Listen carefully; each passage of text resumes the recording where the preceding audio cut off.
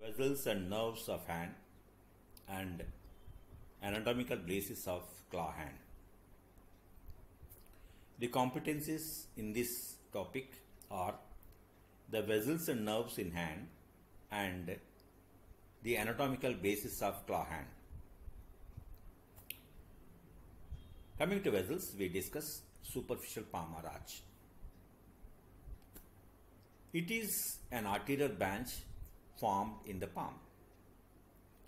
It is formed by the superficial branches of ulnar in particular and a superficial branch of radial artery.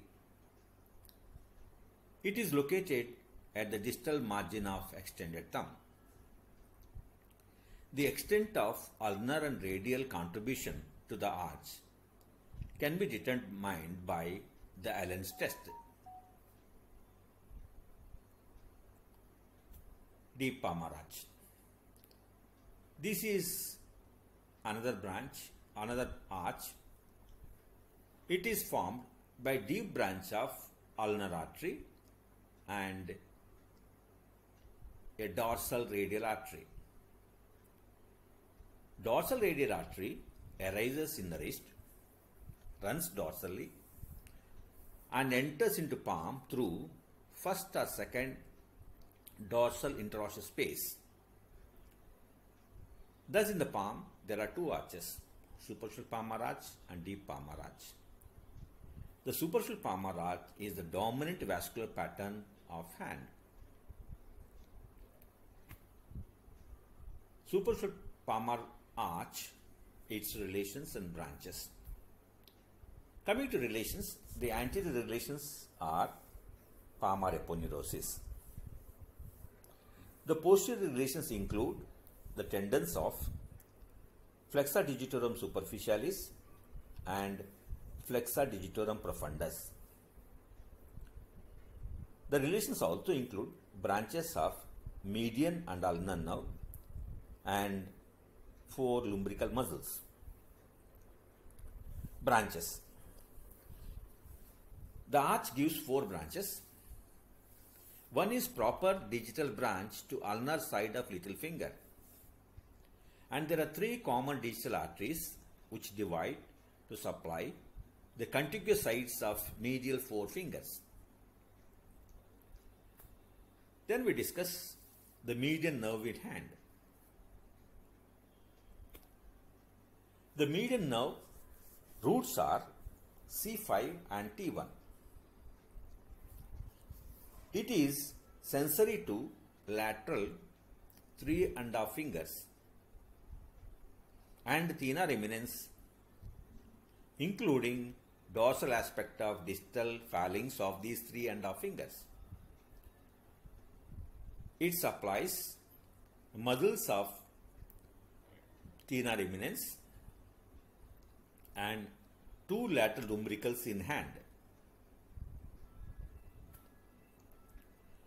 5 centimeters proximal to wrist crease, it gives palmar cutaneous branch.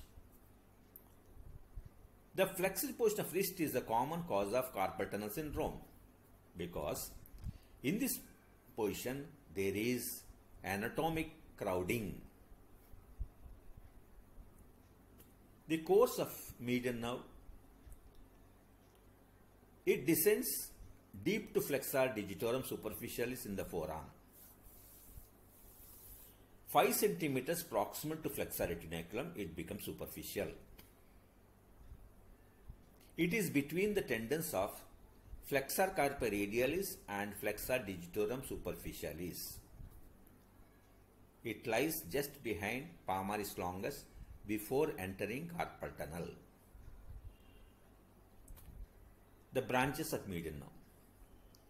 It gives 6 branches at the distal margin of flexor retinaculum. First is the recurrent branch that supplies muscles of thenar eminence. There are 3 proper digital nerves, out of which 2 go to supply thumb on each side and the third one will go to radial side of index finger. Then there are 2 common distal nerves which will go to supply the second and third web spaces. The first lumbrical gets supply from proper digital nerve to index finger. The second lumbrical gets from second common digital nerve. Then we discuss ulnar nerve in hand. Its roots are C8 and T1. It is the terminal branch of medial cord. It runs down the medial side of arm. It has no branches in arm. It enters the groove between the olecranon process and medial epicondyle humerus. Beyond this point, it enters the cubital tunnel. The cubital tunnel is formed by heads of flexor carpi ulnaris. Here it gives a branch to flexor carpi ulnaris and the medial portion of flexor digitorum profundus. Just proximal to wrist, it gives dorsal cutaneous branch, and at ulnar sided process, it gives palmar cutaneous branch. What is Guyon's canal? The ulnar nerve enters the Guyon's canal. The canal has a proximal wall, distal wall, a roof and floor. The proximal wall is formed by pisiform bone. The distal wall is formed by hook of hamate. The floor is a combination of flexor retinaculum, triquetrum and hamate. Roof is loose, but at the outlet is narrowed by the ligament running from pisiform to hamate. Ulnar nerve compression at wrist is very less common. Branches. In the forearm, it gives branches to flexor carpi ulnaris and the medial portion of flexor digitorum profundus. At the wrist, it supplies muscles of hypothenar, eminence.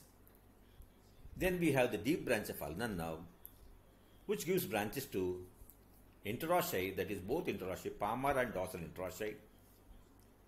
Then second and third lumbricals, adductor pollicis, and also deep head of flexor pollicis brevis. Thank you.